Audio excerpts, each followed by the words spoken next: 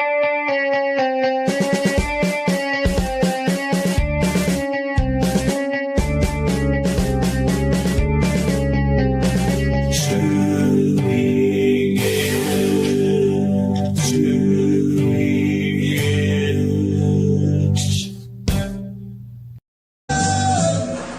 this one for Stu. Yes, no longer can start. Evil with a broken heart. The last any fool that he ever knew. Keep away from Roller Stu. It's the message on his face. Hello, everyone. It's Stu and Max. Howdy. and our good friend and sound engineer and pop culture maverick, TV's Ming Chen. What's up? Welcome, gentlemen. Welcome. So glad to have you guys back. Yes. So glad to be back. Yes. This was a long time coming. This was originally planned for the third week in August, but I got very, very sick. I was not feeling well at all. I ended up sleeping for like 18 hours a day, which is what the cat does, but I did that as well, and I wasn't feeling well, and with Max's schedule and Ming's schedule and my schedule, this is the earliest we could get back, but it's great to be back at a shared universe podcast studio in beautiful Bellworks, Homedale, New Jersey. Yes, exactly. And in terms of our introduction, you have our normal theme song done by my very good friend, one of my best friends, Dan Lockhart. And then you have this beautiful singing stylings of our friend Anthony, who Sean and I go see at 900 Degrees Restaurant in Tawako. Very good restaurant, and Anthony is quite the performer, and will be taking over the role of lead flying monkey in the musical Wicked. So we're going to make a trip into the city to see Anthony as he performs in Wicked, so that should be great. Yeah, indeed. So how have you been, Max? What's going on? I've been pretty good. I've been, it's been pretty good, I'd say. All right, and it's been an eventful couple of months for me. As I said, I wasn't feeling well, and then, I was ill with some viral thing, and then I had an injury, and so for those who are wondering, let me clear up one of the great unsolved mysteries. I am still exercising every day, 30 minutes every day. So I am still new stewing, but there was a break because I just, for the first time in, 5 years, I just really could not exercise appropriately. And I didn't want to, post when I wasn't doing what I said I would do, but I am exercising every day. So, and then we had an issue with a flood in stately Greenberg Manor. Oh, yeah. And the carpet and all of the flooring were destroyed, so we had help coming in to redo the house, and which was good because we actually rearranged furniture, and also let me do a shout out to I think your friend and mine, Mr. Joe Bodner from Bodner's Auction. Yes. We are working on 5 carloads of stuff from the Greenberg collection that has gone to Joe's auction house. We have a 6 carload coming to Joe next week, and 3 of them have already been in an auction, and the next 3 will be put into an auction. And don't worry, I'm not stopping being a collector. What I'm doing is curating my collection, and I'm basically getting rid of kind of the extra stuff that I've collected over the last 35 years that are not Batman or Kevin Smith related. So Yeah, but you could own a piece of history, a piece of string formerly owned by Stu Greenberg. Exactly. That's a one of a kind. That's a one of a kind. Indeed. So yeah, I mean, I actually I have a old Micronauts toy that I'm going to keep, even though it's not within my purview, but I got it from the American Pickers guy, so I'm going to keep it because of the provenance. So, but in any case, and and speaking of collecting, right after our visit with Huming, we're going to go see one of our other good friends, Mr. George Corbos at Revere Picture Framing in Middletown, New Jersey, and we have a couple of things for him to frame. One is I actually, at an auction, got an original Vincent Price drawing of Egghead signed Vincent Price. So that's pretty cool. And then I also have a mask, like the mask that was used in the '66 Batman show of False Face, signed by Malachi Throne. And then the last thing is that there's a great Australian artist that I've discovered, Aaron Craig, and I have one of his original pop culture Batman-related paintings, and I just got a print from him, so I'm going to have George work his magic. But I know that Ming, you're a big supporter of George, as well as our TESD friends. So he's framed half our collections. Exactly. So back up a sec. You have a drawing of Egghead done by Vincent Price. I got it in an auction. So it's very cool, and what I'm focusing on, not only in terms of Batman, Ming, I'm focusing on like Batman '66. So I have various autographs that a lot of the people, like I met Adam West quite a number of times before he passed away. In fact, we were going up to Terrificon when they were going to do the Adam West tribute, but unfortunately Adam passed away like 2 months before that happened. I met other folks. I met all three of the Catwomen. Met Julie Newmar, Lee Merriweather, Eartha Kitt, and got their autograph.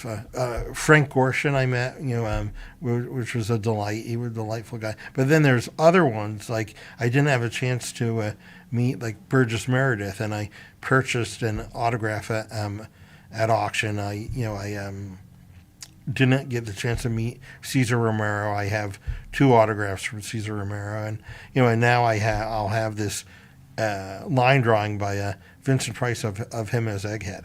So that's super cool, man. I love that. Yeah. I have a cast signed Kids in the Hall poster. Oh yeah. That I got to take over to George, and Sting is just in a poster tube right now. So I'm like, this I got to get that behind clothes. Yeah. So George, look out! I got stuff coming.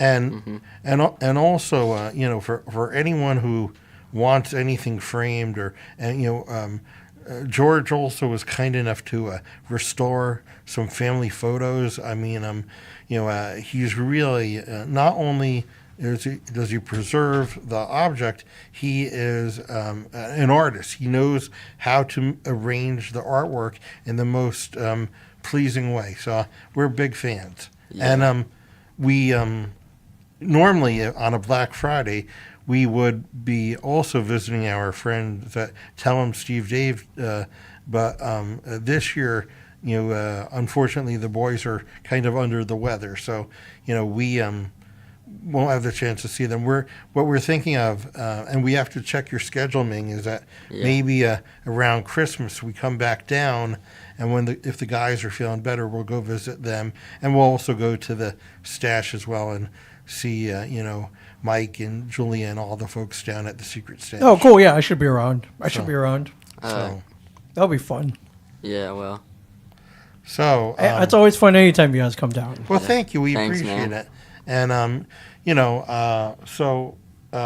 should we talk about some of your adventures since we last were in these chairs? Like, Max, you had a big ballpark adventure, didn't you? Yes, I did.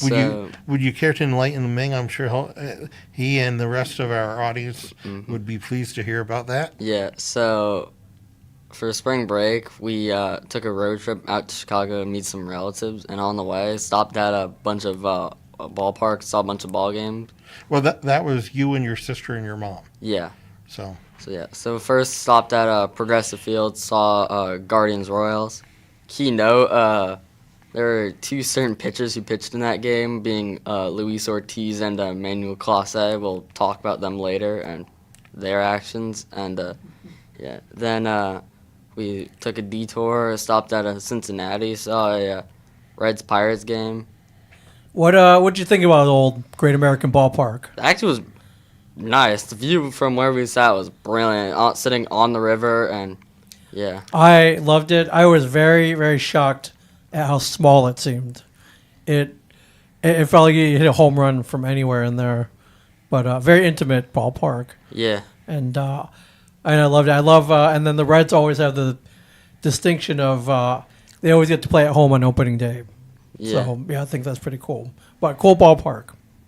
Then we went to Milwaukee, saw a Brewers Tigers game. That ballpark was That's cool. That's I can't remember the name of it again, but used to be Miller Rate Park until someone tore it up with a tractor. Now it's American Family Insurance. American Field. Family Insurance. Such a boring name. Yeah. But that's what I've always wanted to go to. Yeah. I heard since in Milwaukee they do tailgating. Yeah, a lot of bratwurst. It's a good ballpark. The retractable roof makes it really feel like you're at an indoor water park. Really nice. Mascot that goes down the slide whenever they hit a home run. Yeah, that's cool. I've never been to that one. I've always wanted to go to that one. Yeah. So congrats. Yeah. Then we went and saw the White Sox, or what's left of them, and their 500 fans. We had tickets were so cheap they were $6. $6 for a major league game. Well, Yeah. hey, yeah, that ballpark doesn't look very exciting. It's seen better days. We were supposed to sit up, but they closed it off and said we could sit wherever. So we sat in Really, it's like the general first admission, section. basically. Yeah, they had That's so pretty much sad, stuff man. closed off. It was so sad. They Yeah. played another sad team, the Athletics. Yeah, Battle of the Titans, nice. yeah. And then we saw the actual Chicago team, the Cubs, and that 21 combined runs game where the D-backs scored 10 in one inning and still lost. Yeah, That was a classic game, probably one of the games of the year. yeah. Got One to of see my that. Wrigley Field, probably my top 5 stadiums by far. Yeah, Wrigley for was sure. super nice. Great piece of history. Too bad the ivory didn't grow in, but I did see it on the wall or the dead ivory. But yeah, great stadium, super old. I like the seats on the roof, super nice. But yeah, and then when going back, stopped at Pittsburgh at that stadium. Also, PNC Park, Yeah. probably one of my top 3 stadiums. It definitely looks good. We Yeah. were sitting in the outfield. The best seats, in my opinion, should be behind home plate, where you can really see the river and the bridge, but still stunning. Saw Paul Skeens pitch. Wasn't his Nice. best day. Yeah. That's an awesome ballpark baseball road trip, man. Yeah. Super cool. But wait, there's more. Oh, on the keep way it back, up, sorry. Phillies were playing, Oh, so we nice. went and stopped. Yeah. Saw them. Well done, man. Well done. But you all are very much into the spectator sports because you also see the Flyers quite often, don't you? Yes, I call that my Saturday night comedy. So, yeah. But you just saw your team play them, right? Matt? Yeah, we're not going to talk about the Uh-oh, sorry. atrocity that was. That was brutal to watch. The Devils didn't end up well for them that time. No, when three goals in 30 seconds is brutal to watch. Yeah, I thought my phone had glitched when I was giving the updates. I just, yeah. That was not good, but I think they're getting ready for Thanksgiving early. Probably, That yeah. game, so. Hopefully, if the Blake Coleman rumors are true, they'll get him, shore up that defense, go get more offensive depth, and they'll be fine. Hopefully, Yep. Jack Hughes And then comes get back. Jack Hughes back. Yeah, then they should be fine. And Yeah. judging the way the East is, they should make hopefully a good run. Now, I'm not really the spectator sport kind of guy. I'm more of the pop culture guy. But for my birthday, there's past June, we could incorporate everybody's likes because we went to a Somerset Patriots game there in Bridgewater, and it was Sopranos night. so we got to meet, Bobby, Steve Sharippa, who is like the nicest possible. I would say that he and Kevin, and obviously you, Ming, are on the same level in terms of approachability and just fun. And so wasn't that a great evening? That was a great evening. So that was my spectator sport experience. Yeah. That's awesome. Maybe next year and get some banana ball tickets. Yeah, Maybe. I'd like to do that. Yeah. That sounds like fun. Yeah, you have to get them quick though, because they sell out. They are the Harlem Globetrotters of baseball. So Yeah, one day. I think that also fulfill everyone's entertainment needs. So yeah. So, shall we talk about pop culture a little bit? Yeah, I think we should talk about some pop culture. All right. Well, what would you like to start with, Max? Probably. Well, since last time, I don't think we got to talk about Skeleton Crew here. Did we not? I don't think we did. Well, let's talk about it now. It's been a while. But It's been a while. now, Ming, did you have a chance to see Skeleton Crew? I think I saw the first episode and have not caught up yet. So It's a but good. please do enlighten me. It's a good show. The reveal of everything is very interesting to me, and I mean, it is a good show in my opinion. What I liked about that show was that it showed just kind of like the normal people who are in the Star Wars world, like the guys who like go to work and then they come home and they make dinner. Wasn't that? It was like kind of like the Goonies or the Stranger Things in the Star Wars realm. You know what I'm saying? Yeah, I know what you're saying.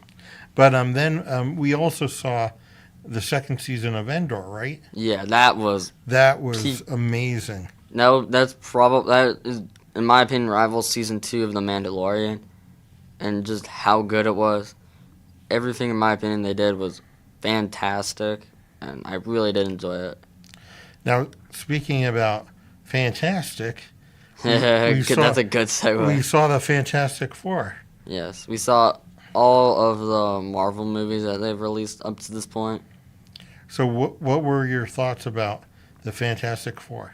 It was a good movie. I thought, honestly, it was probably the best one that they had made of the 3, in my opinion, Of which of the 3? that they've come out over Of Brave the New fi- World, Thunderbolts, and this. That's just my opinion. Well, and Ming, I assume that you saw all of them as well. I did.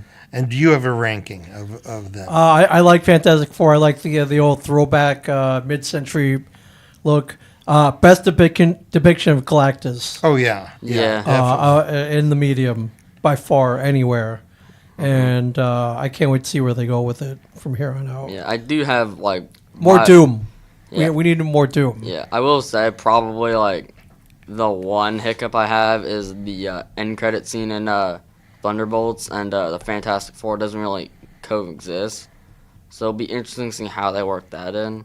But I do trust that they'll do it justice and make sure it all makes sense and tidy it up for Secret Wars.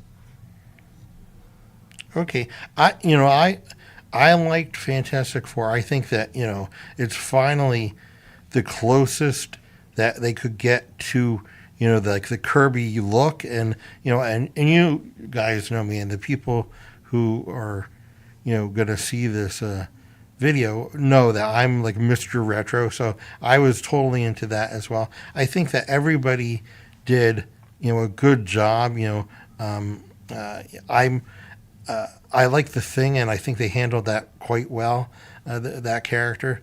The only thing I will say is that in terms of like emotional resonance, I didn't really have that. The one that I did, surprisingly to me, was Superman. I mean, Yeah. And what do you? I see you nodding, Ming. What do you think? So. No, I agree, and I think James Gunn did a great job. And we got Crypto.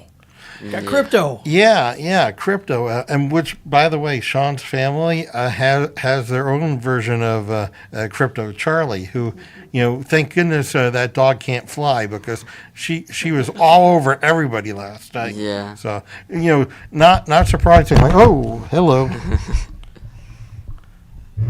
Little bit of accent there. Not surprisingly, she was sitting very close to me because she knew I was the one most likely to drop food. So.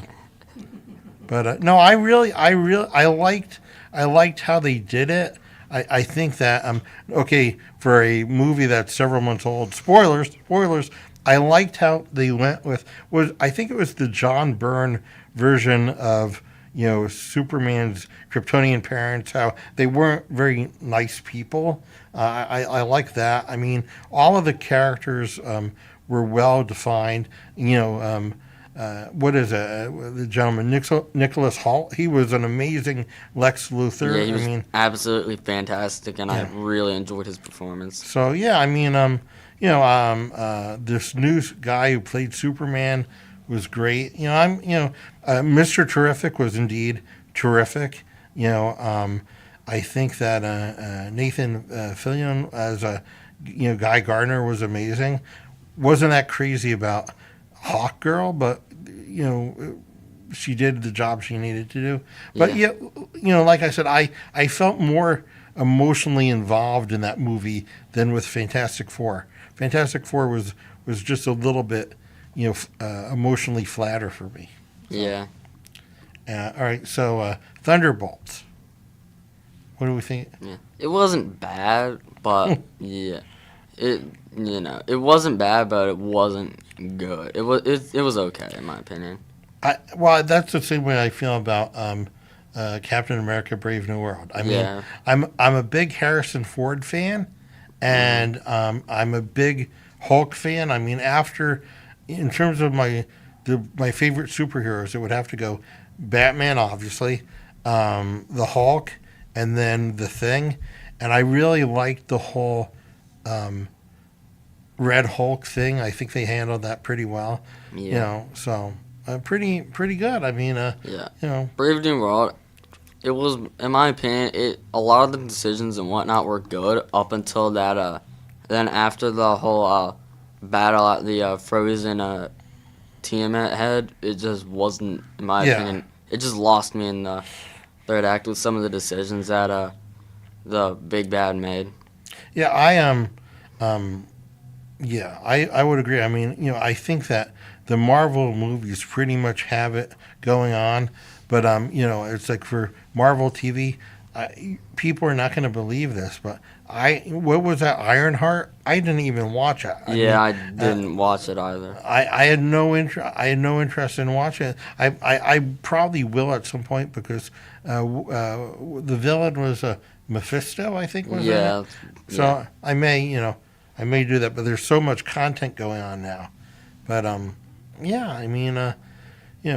looking forward to future entries and the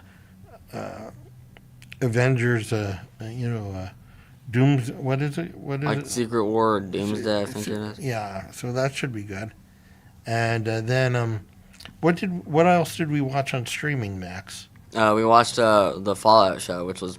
Yeah. I know nothing about the Fallout show. Our refrigerator is now full of Arizona iced tea Fallout energy drinks. But I thought that was very good, and I'm very interested in seeing the next season of that. Yeah, it was really good. I thought it really did add on to the video games. You didn't really have to know it to know what was going on, but if you do know the lore, and I haven't played them because they're pretty old, and the only ones that work on the gaming system I have are Fallout 4 and Fallout 76. Those are the only two, and I don't have any interest in playing those, but they were good. It was a good show, and I thought it really did well, and I'm hoping Season 2 does it justice and Fallout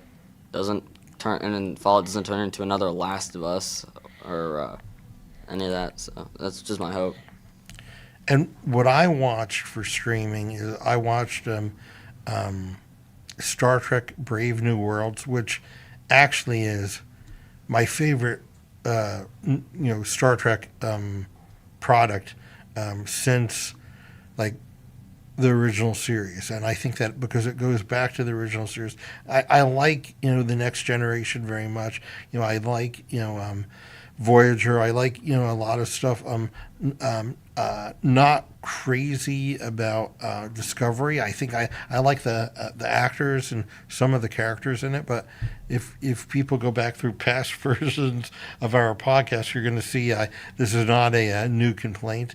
But I really like Strange New Worlds. I think that's good.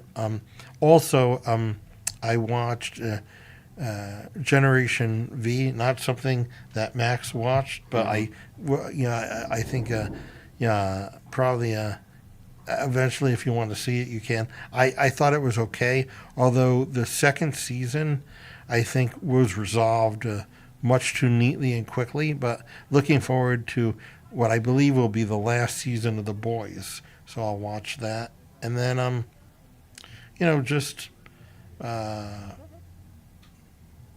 there is a new set of Adventure Time cartoons where it's the gender swapped Finn and Jake to Fiona and Cake, and I've just watched the first episode of that. That's a delight, and I'm now watching Stranger Things. I've watched the first 2 of the 4 that have dropped, and Dina, wasn't available today, and I are comparing notes because Dina is watching it as well. Ming, are you on the Stranger Things train? I'm trying to catch up season 4 in anticipation of the newly released season 5 episodes. Yeah, it's well worth it. I think it's very, very well made. I think that there at the end of episode 2 of season 5, there was a plot point revealed that both Dina and I had predicted. I'm not going to go into that because it's newly out. But enjoying that as well. We've said this before. It's just a good time to be a nerd. I mean, it's big time. I mean, it's so great. Big time. And a few months back, I did go see the Stranger Things Broadway show. Yeah, which I highly recommend if Yeah. you guys have time. I didn't even buy expensive tickets. I think 50 or 60 in the nosebleeds. But it turns out that's exactly where you want to sit because you can see all the action up there. So highly recommend it if you guys have time to go. And from what I understand, it's like a prequel of. It is. It takes place in the 50s, so you see each Hopper and Joyce, and even Bob in high school. So it's pretty interesting. Interesting. So, well, yeah. I mean, that's what's nice is that it's across all different media. I mean, we will, eventually see. Wicked, what is it now? The next, what are they calling the conclusion? Or Wicked is good, or it's like Wicked for Good. Wicked for Good. So I mean, I did see the first Wicked in theaters. Yeah, it was interesting to say the least. Well, Jeff Goldblum steals everything he's in. I think he's amazing. He's one of the. Other celebrities I'd like to get the chance to meet and just, tell him how much I enjoyed, his career so far. I think he's a cool dude. So, and hopefully there's no looming Jeff Goldblum scandal that will make me feel bad as there have been with other cases of celebrities. So, yeah. So, and then Max, there's a whole big part of your interest that we haven't covered so far, and that's the collectible card gaming. And tell Ming about your weekend schedule of gaming. This is quite the marathon. Oh, I got to hear this. So pretty much on a good day, I'll be playing. Maybe some Thursdays maybe, but it's usually Friday from like 6 to 10, Saturday from like 5 to 10. And then Sundays I'm playing D&D from 4 to 7. That's a lot of gaming. That's awesome. That's awesome. Yeah, we didn't really have CCGs, collectible card games, when we were kids. So, I'm glad it's taken over the world. Yeah. And they have Friday night and Saturday night tournaments Yeah. to go compete in. Yeah. Recently, I was competing at another store where I finished 14th, and I beat the 17th ranked player in the state 2 times and finished above him. So Well, that's 14 out of how many, Max? 21. That's pretty good. That's pretty good. When I did poker night at the old Spot Castle Stash. Yeah, that was us. We played for money. Yeah, well, we played for big money, and I think they were like, what was it being like 30 or? 30? We got up to 30. We had three tables of 10. Yeah, and I was the 6th one out. So, which is still pretty good. Not bad. That's not bad. That's not bad for. You just don't want to be the first one. You don't out. want to be the first one out, and I like the fact that because I'm Mr. Market Researcher, Mr. Analytics. Just the idea of playing a game like poker just thrills me, but not as much as when Sean and I go to the casino and we play the slot machines, which I think is hysterical. That Mr. Analytical, Mr. Spreadsheet, if there's no data, it doesn't happen. Is sitting at a slot machine. But I will say this: I do have a system. Famous last words. There's a progressive slot machine called Goldfish, and they have like a goldfish ball at the top of the slot machine, and as you win, the goldfish get bigger and bigger until they bust out of the ball, and then you get the progressive. And so far, knock on wood, we have never left the casino with owing money. We've always had at least enough to buy lunch that day. So that's pretty good. Yeah, that's pretty good. For 5 hours of entertainment to come out $50 ahead. You beat the house every time. That's all you can ask for. Well, Mr. House is probably listening right now. Well, the house, someone's gonna strong arm me when I go to Wing Creek in Bethlehem next time. So. Yeah, watch out for Joe Pesci and Robert De Niro. But I'm gonna look for this goldfish slot machine, man. It's fun, and we actually after Dina did her dance recital at Kalahari, was it? Yeah, Kalahari Resorts. Yeah.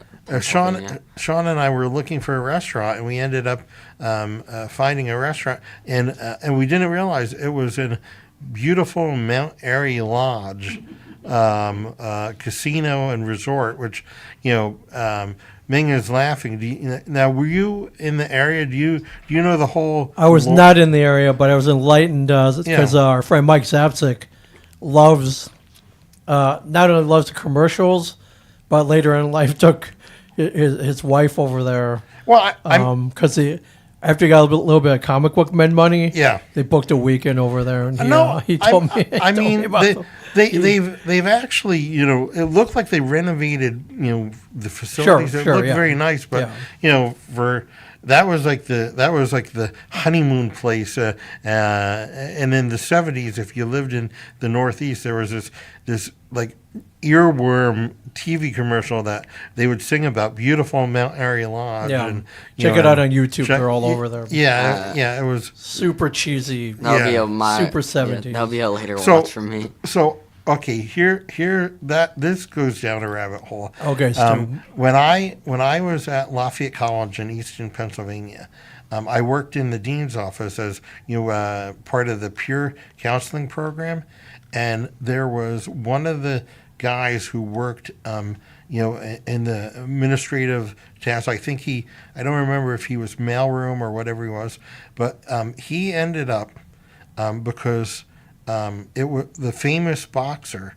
Larry Holmes lived in Easton, and this guy ended up marrying Larry Holmes' daughter, and he was telling me that we went to the beautiful Mount Airy Lodge, and they had like champagne glass jacuzzis, and he's like, it was like our honeymoon, and we went into the champagne glass jacuzzi, and he said we wore bathing suits, of course, and I was like, well, okay. I was like, I hope this guy did it for sanitary reasons, and not that, I mean, it was.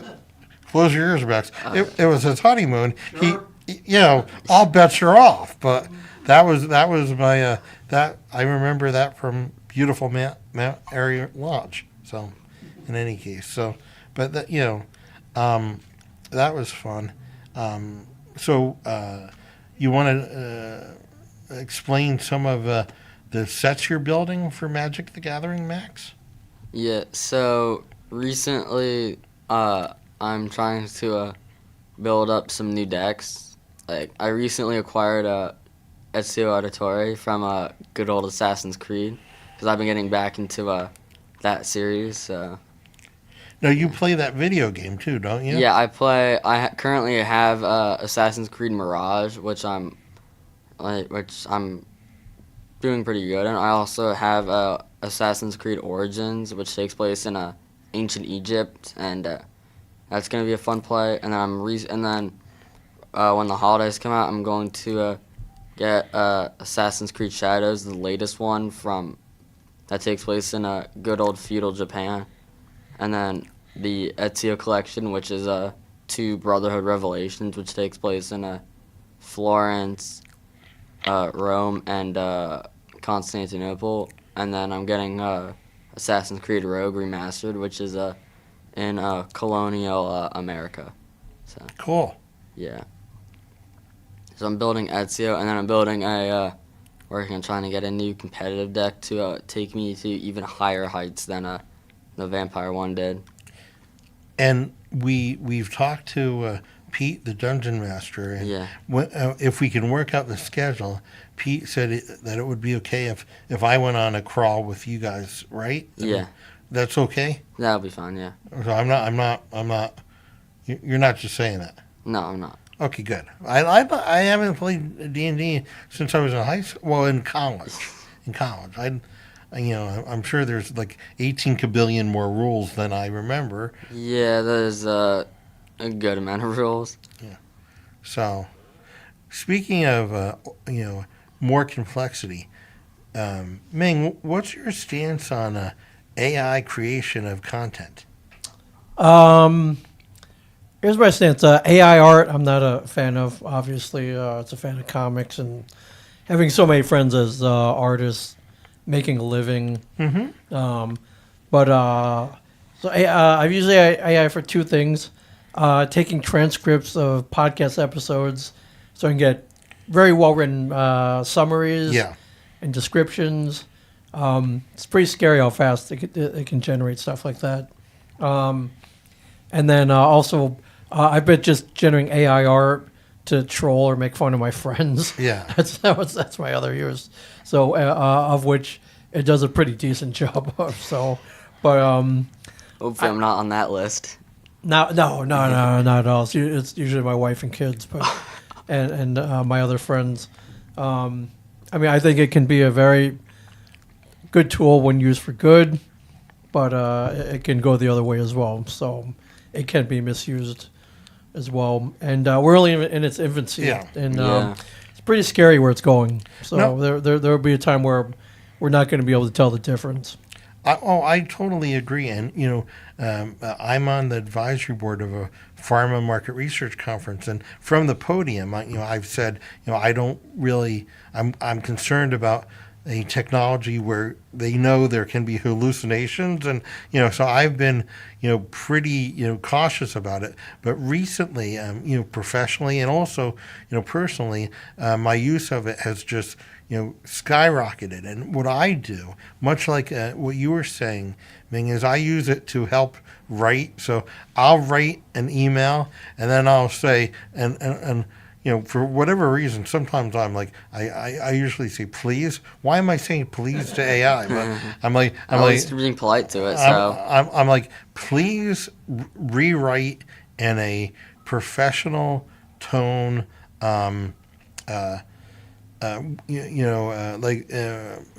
Correct to a performance appraisal. So here, if any of the people on my team listen to this, they already know this, but I first wrote their performance appraisals, and then I ran it through the AI filters to make sure that everything was better. Like, And that's genuinely responsible, and Yeah. it's just like spell check. So, But recently we had a really nice thing at work. We had the approval of an expanded indication for one of the oncology drugs I work on, and I asked AI to help me write a congratulatory note, but in a humorous but professional way, and it did, and I'm like, oh, it looks good. Let me say from feedback I've received, AI is not that funny, so so thank goodness it hasn't captured that skill set yet. But so Max, we're coming to the end of our time, and we haven't talked as much about sports. So go for it, my friend. Give us the sports rundown. So we have a certain scandal to talk about in both basketball and baseball.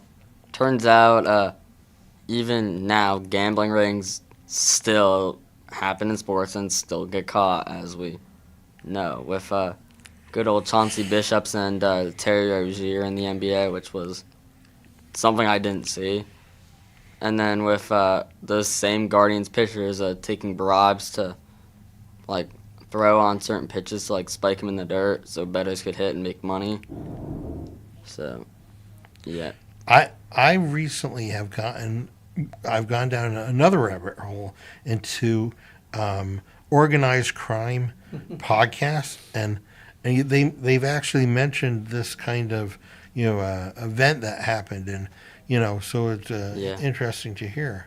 Both of them are facing 65 plus years in prison. So for $12,000, I threw away a career, and especially Clauset, because he was really dominant, really good when his cutter was working, and easily could have made $100+ million in the all season when he became a free agent. So when I first got my professional job, my first professional job in 1992, my first boss, Greg Heath, great guy, I still am in contact with him on social media, said to me, never steal anything less than a year's pay, because if you're going to go to the slammer, it should be for a good reason. Yeah. And I remember that now all these years later. Yeah. It's good advice. So yeah, Max, I made a joke the other week. It's like, oh man, it's pretty disappointing that we're learning that all sports are fixed. Yeah. Thank God for pro wrestling. We can always count on pro wrestling, right? I mean, at least they made no bones about it. You know what you're getting into in pro wrestling. Yeah, you know that. Yeah. So, and it's still awesome. So even though it's scripted, it's still genuinely funny. Yeah. Well, still awesome. I mean, Ming, we recently were on another podcast for the TESD Patreon that will be revealed, but we were talking about comic book men and my experience on that, and that's another kind of secret in the mix of how real is reality TV, and and for comic book men it was very much spontaneous and very much from you all coming up with brilliant content, but there were also the pickup shots and let's go back over this, and can we shoot from your hands moving the objects on the table, and that was illuminating for me, and I always say this because this is the most amazing thing for me. I was on Comic Book Men twice, well 3 times if you count when I was at Yoga Hosers and you saw me in the audience, but Sean, my significant other, was on The Real Housewives of New Jersey because she was the nanny to Teresa and Joe. So, I mean, and in conversations I've had with Sean, she even mentioned that there was, a lot of stage stuff and things like that. So, so the fact that, wrestling is not real, and, reality TV is not, really real. It's augmented, but shouldn't come as a surprise. Yeah. And then speaking of baseball, with the some of the big trades that have happened with the Mets shipping over Brandon Nimmo to the Texans for Simeon and the Texans cutting Adolis Garcia, which was pretty shocking to me. Sucks that they really couldn't pay him. Dude really was, in my opinion, the face of the franchise. He really was that face of that World Series winning team, and sucks that they have to strip it down and rebuild, but yeah, it's crazy. Also, crazy of the Mets is that just because you spend $700+ million doesn't mean you'll win a World Series. You have to spend money right, and hopefully Baltimore's GM is hearing this because that's what they need to do. Yeah, you can throw money at stuff, but yeah, you got to put it in the right order and little team chemistry, a little luck. Yeah, and the problem with Baltimore, and I've said it before, is you can't be the anti-Dodgers and win a World Series. It's impossible these days, and as much as they are ruining baseball by spending the money the reason that they're not ruining it by like spending all the money into getting the stars, they're ruining by causing people to want a salary cap, which will destroy teams, in my opinion. And you already have the luxury tax, which is kind of used for the salary cap. The problem is that this will probably cause a lockout, and the lockout will probably be worse than the one that shortened the 2022 season. So yeah, I don't necessarily believe in a salary cap. A salary floor would be nice, though, in my opinion. Yeah. Also, I think Dodgers have figured it out. You want a winning team, get a bunch of Asians on your team, and that Asians equal championships. Pretty much. Case closed. Yeah, I will say though, if Dave Roberts has any opinion on it, he's probably secured his job for like forever because he can just let talent bail him out now when Dave Rogers got the easiest job in the world. You just got to set up an order, and then just let it go. Yeah, he just lets talent bail himself out and just Yeah. Let the guys above you spend the money. Yes. Put them in the right order every day, and just let them go to town. Speaking of Asians, I'm hoping that with the reports I'm hearing, Yankees have been linked to 3 guys: Tarek Skubal, Paul Skeens, and Tatsui Imani. I'm hoping that they can get Imani in the offseason, go get Kyle Tucker, maybe re-sign Bellinger as depth, and then go get one of those big arms because Rodon won't be around, and that's what I'm just hoping, so you can have a great rotation. Go get some more relieving depth because you need it, and and then you get Garrett Cole by September maybe. Yeah. Yeah. I mean, even with the Blue Jays and their run, they almost did it, and they did prove that the Dodgers aren't invincible even with everything. And I do think this will be the height of the Dodgers. I don't think they three-peat. I really don't. Because as we've seen with Florida and any other sports team with the Chiefs, it's really hard to three-peat. It really is. And, I mean, the Blue Jays did just get Dylan Cease. And, I mean, they could do it, but even if they lose Bichette, I think that's really going to hurt for them. And with Boston recently acquiring Sonny Gray, if they can get him to get back to his prime self with what they have coming back, they could be good. If the Yankees reload, Judge stays healthy, and does what he needs to do, that'll be a good run. I do think the AL East is going to be the toughest division to win this year. I really do. It always is. Yeah. Always is. I also, apparently reports are that they might go get Fernando Tatis Jr., which I think would be great. Seeing him and Jazz Chisholm in the same lineup is just going to be fun. Especially get him a torpedo bat. And, yeah, I think the Yankees will genuinely be one of the most lethal offensive teams. So that's what I'm hoping for. And speaking of great teams, we have the WBC coming up, too. So that'll be just peak baseball to watch with seeing Team USA and Team Japan with Otani and Judge and, like, just the best U.S. players against the best new Dodger players, which I know they're putting scouts in all of Team Japan's games to see who they want. So I, I think maybe our last topic, I have a hypothetical question for both of you because you're both far more knowledgeable about sports than me, which is easy because I'm zero knowledgeable about sports. But consider this scenario. or this situation. There have been just viral sports that have come on the scene and just taken over. Like, let me give you an example. Like cornhole, right? I mean, where'd that come from? And then it was huge, right? Yeah. Would you agree? Yeah, I'd say so. And then pickleball. Yeah. I don't even know. I don't fully understand what pickleball is, except maybe a squashed tennis, and people love it. So I'm just saying. But it seems to me that there's been this whole viral introduction of new sports. And is there anything that you two can make a prediction that could be on the horizon that might be the next big sport activity? Oh man, it's hard to tell. Yeah. I've played some pickleball a little bit, and I'm getting old, Stu. My knees are hurt, back hurts. Dude, Pickleball is pretty good for. Yeah, I back know knees a and lot of the back. old people play it. Yeah.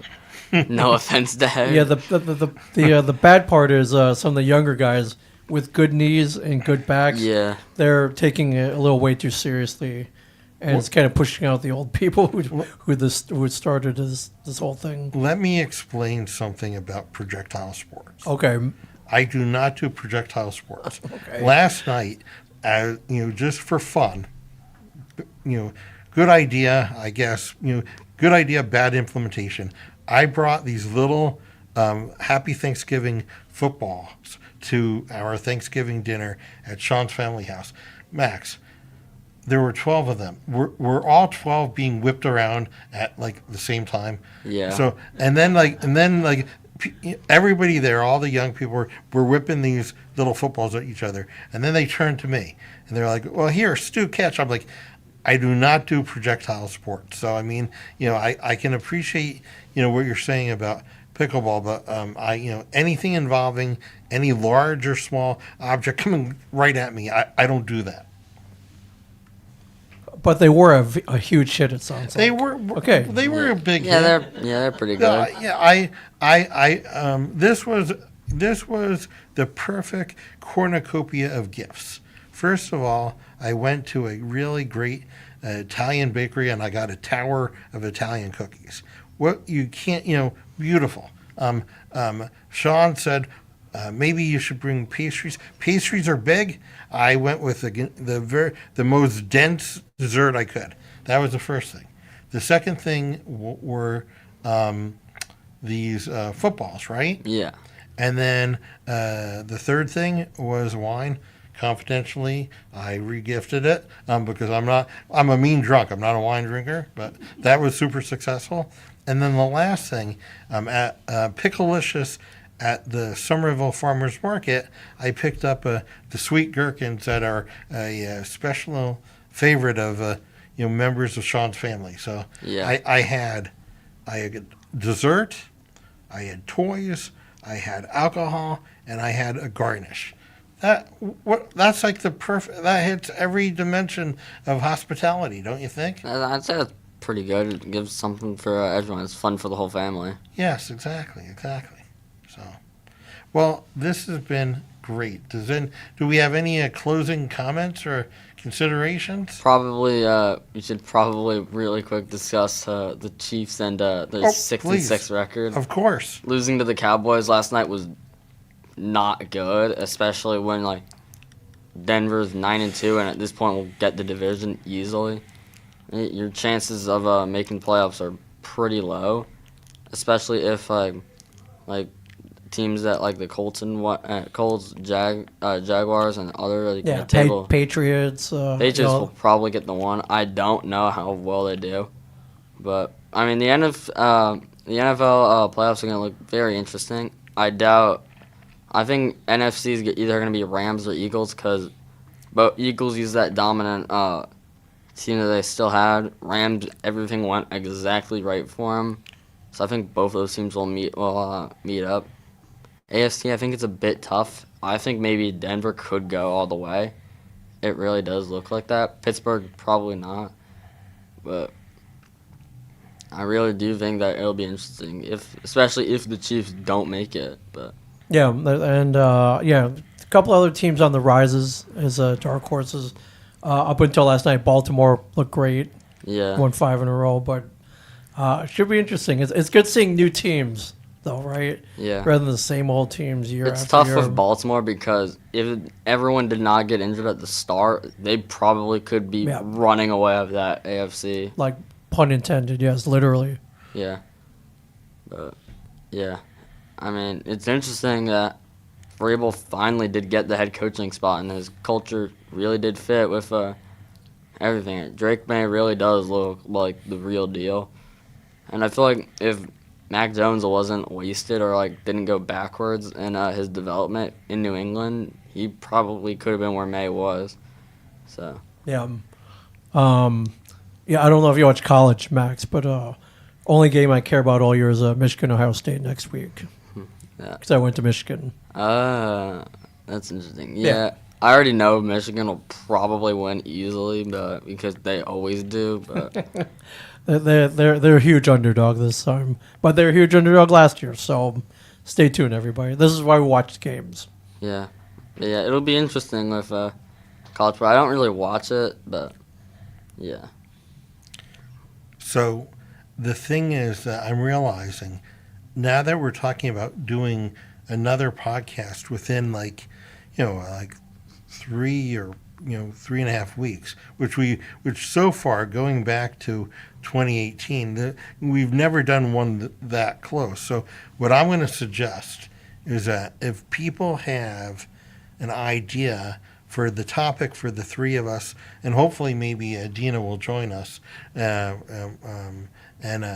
if someone has a topic that they want to throw on the table of the STU-ing It Podcast / the Triple Crown Podcast / the Super Fun Show / Ming putting up with us, if you all have a topic, just DM me or post it on either the STU-ing It Facebook page or send it to me, and I will collate that and run it through AI and we'll get a list of it, and we can use that for our topic list next time. So I'm going to repost this onto my Facebook page and the STU-ing It page. But if anyone wants a certain viewpoint of the three of us on a variety of topics, no politics, no religion, then that would be a great format for our next show. What do you think, Max? I think that would be a good format indeed. Okay. All right. Well, Ming, always a pleasure. Always love having you guys back. Welcome back, guys. Thank you. Ming, I have to tell you that you're one of my favorite people. You're just... Oh, back at you, Stu. Well, thank you. And Max, you know how much I hold you in regard. Yeah, I do. Okay. Mm-hmm. Because, Yeah. not only are you my son, you're my friend. Oh, thanks, Dad. Okay. I think that's it. Yeah.